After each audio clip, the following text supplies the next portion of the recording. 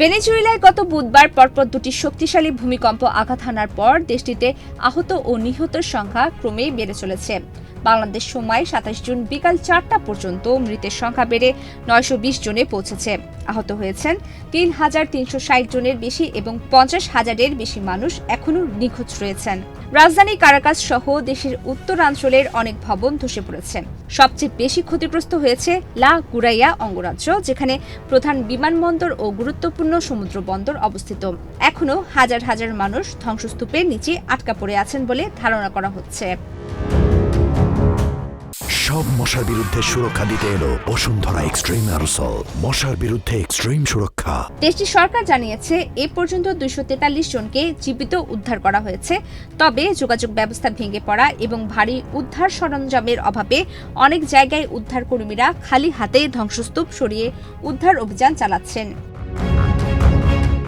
ভূমিকম্পের পর থেকে ২১৪টি আফটারশক অনুভূত হয়েছে। এর মধ্যে শুক্রবার আবার ৪.৯ মাত্রার একটি ভূমিকম্প দেশটির উত্তর উপকূলে আঘাত হানে, যা কারাকাস ও মারাকাই শহরেও অনুভূত হয়। উদ্ধার কাজে সহায়তার জন্য যুক্তরাষ্ট্র, যুক্তরাজ্য, নেদারল্যান্ডস, মেক্সিকো ও সুইজারল্যান্ড সহ বিভিন্ন দেশ উদ্ধারকারী দল, ড্রোন ও অনুসন্ধানী কুকুর ও জরুরি সরঞ্জাম পাঠিয়েছে। যুক্তরাষ্ট্র $15 কোটি সহায়তা ঘোষণা করেছে। জাতিসংঘ আন্তর্জাতিক সহায়তা সমন্বয়ের কাজ শুরু করেছে।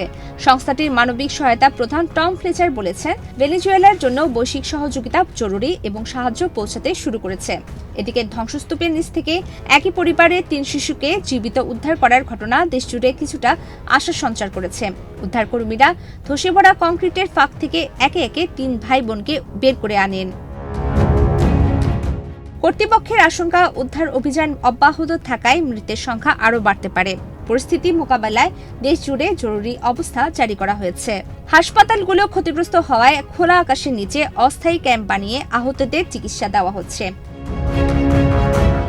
২০২৪ সালে বিতর্কিত নির্বাচনের পর থেকে ভেনেজুয়েলায় এক্স সহ বিভিন্ন সামাজিক যোগাযোগ মাধ্যমের উপর নিষেধাজ্ঞা ছিল। তবে বর্তমান জরুরি পরিস্থিতিতে নিখোঁজ স্বজনদের তথ্য আদান প্রদানের সুবিধার্থে সরকার এই বিধিনিষেধ সাময়িকভাবে শিথিল করেছে। প্রমিতি ইসলাম, বাংলাদেশ প্রতিদিন।